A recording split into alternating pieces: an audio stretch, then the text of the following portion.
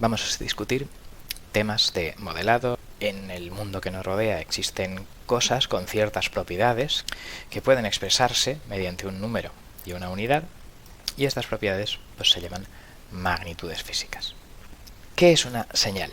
Pues una señal la definiremos como una información, por ejemplo, una de estas magnitudes físicas, que cambia en función del tiempo.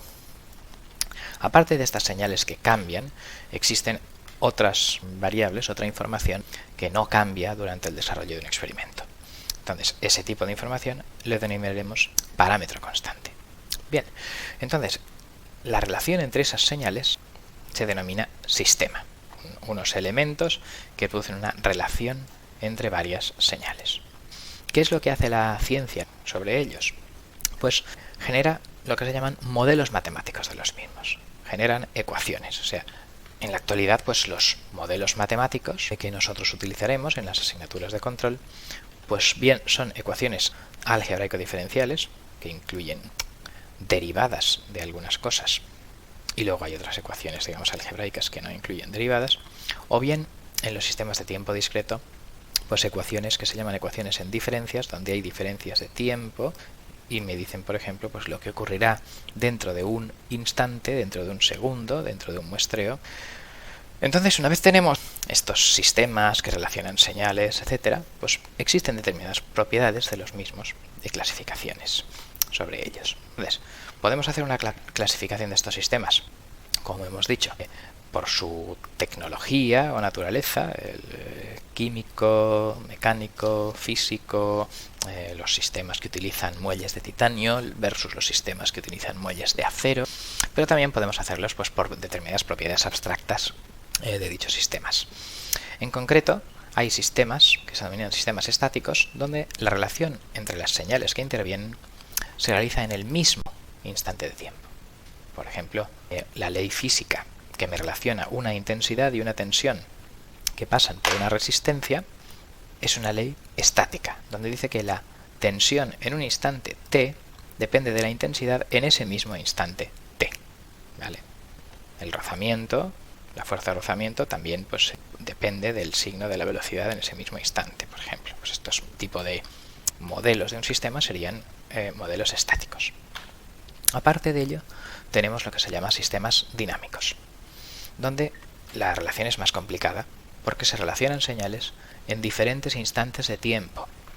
Por ejemplo, un depósito del nivel de agua que haya en un instante t depende de un nivel anterior en el momento de iniciar un experimento y de la acumulación, la integral, de todos los caudales que haya recibido el depósito entre el instante 0 y el instante t que estamos considerando. Caudales pueden ser positivos si lo llenan o negativos si lo vacían. Entonces, toda esa acumulación de caudales anteriores en el tiempo y el nivel inicial es lo que determina el nivel en un instante t.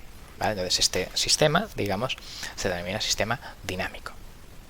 Además, en concreto, dado que el nivel depende de él mismo en un instante anterior, ese sistema también se denomina sistema recurrente. ¿Vale? Los sistemas recurrentes son aquellos en los cuales una señal depende de ella misma en instantes anteriores. Entonces, pues el nivel actual depende de caudales pasados y de niveles pasados. Bueno, pues estas relaciones más complicadas son los sistemas dinámicos y los sistemas dinámicos recurrentes. Claro, a nosotros nos interesarán lo que denominaremos sistemas dinámicos causales, en el cual el valor presente de alguna señal solo dependa de valores presentes y pasados de esa señal o de otras.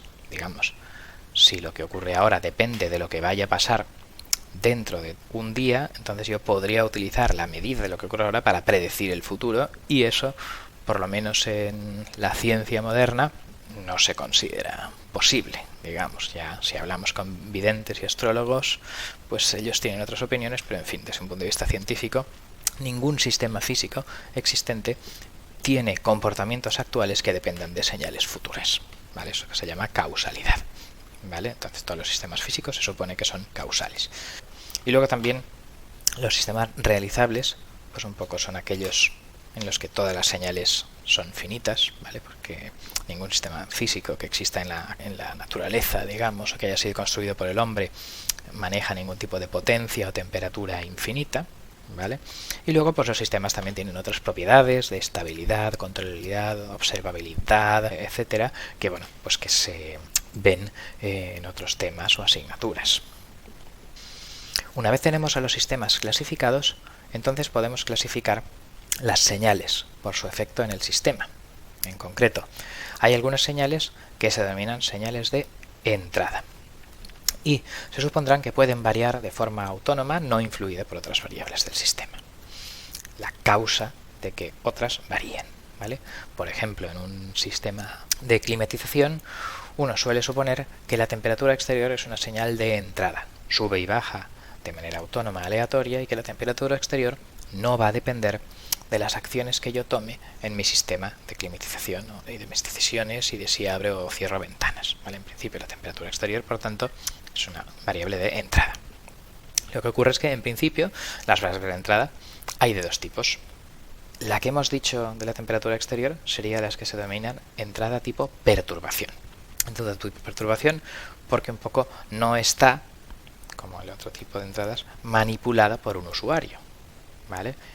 Lo que llamaríamos entrada manipulada sería la potencia de climatización que podría decidir el usuario de ese sistema de climatización, y la temperatura exterior pues sería una perturbación, ¿vale? Entonces, de manera que las señales que en mi análisis del sistema varían de forma arbitraria, autónoma, independiente del resto, puede ser porque algún usuario decida cambiarlas. Normalmente los ingenieros instalamos, digamos, cuantas más formas de manipular un sistema mejor, ¿vale? Pero hay otras entradas que varían de forma impredecible o que no podemos hacer nada para evitar que cambien, ¿vale? Y entonces lo que suele ocurrir es que se plantea lo que se llama un problema de control de rechazo a perturbaciones, que hay una especie de juego, de partida, digamos, donde esta perturbación sube y baja y me mueve cosas de mi sistema, por ejemplo la temperatura interior, y entonces el sistema de control decide con una entrada manipulada, la potencia calorífica, qué potencia debe dar para intentar que el efecto de la temperatura exterior, de la perturbación sobre el interior, sea lo mínimo posible, ¿vale? Entonces, bueno, pues este es un poco el origen de muchos de los problemas de control, ¿vale? Entonces es el juego, digamos, entre las entradas manipulables por mí y las entradas no manipulables por mí, que son las perturbaciones. Entonces, el resto de señales, que por tanto no varían de forma autónoma, sino que varían como efecto de algunas otras causas, pues entonces se dividen ya simplemente en función de su utilidad, pues unas señales de salida, si el usuario de ese sistema tiene un cierto interés en ella, ¿vale? Y el resto pues se denominan variables internas, donde, bueno, pues en principio existen en mi sistema, pero a lo mejor yo no tengo mucho interés en ellas, ¿vale? Por ejemplo, en ese sistema de climatización, uno podría elegir la temperatura interior como salida, ¿vale? Y a lo mejor pues la potencia calorífica perdida por una ventana, pues aunque, bueno, podría ser de interés en otro tipo de problemas, pues para el problema de la climatización de un edificio ya construido no es de interés y simplemente pues será la que sea, pero el usuario que va a una habitación y quiere dormir en esa habitación de hotel cómodamente, pues lo único que le interesa es que la temperatura sea la correcta, ¿vale? Entonces, dependiendo del problema, aunque en el sistema físico habitación de hotel hay unas ciertas entradas y otras variables que no son entradas, las que realmente se consideren como salidas de interés para un usuario, pues depende del problema concreto de ingeniería que queramos resolver, ¿vale? Hay algunas variables que no son entradas que son muy interesantes y que se denominan variables de estado, ¿vale? Son variables que almacenan la energía mecánica, térmica, eléctrica que causará el movimiento futuro. Pues si en un circuito eléctrico hay alguna carga inicial de condensadores, por ejemplo, pues entonces en un futuro, aunque esté desconectado, puede haber intensidades y tensiones y disipaciones de calor en ese circuito, ¿vale? Pues entonces esa energía que se almacena internamente al sistema y que puede afectar el movimiento futuro es lo que denominaremos estado del sistema, y el conjunto de señales, digamos, asociadas a ellas se les denominará variables de estado. Bien, y con esto pues termina esta descripción genérica de lo que es un sistema, unas señales, sus relaciones entre ellos, de lo que es un modelo matemático y de las clasificaciones de los sistemas y de las señales que intervienen desde una forma abstracta, digamos, aparte de lo que hemos dicho antes, de que bueno, pues hay otras clasificaciones de sistemas basadas en el uso o no de determinadas tecnologías que en principio los modelos matemáticos no van a poder modelar, no van a poder reproducir.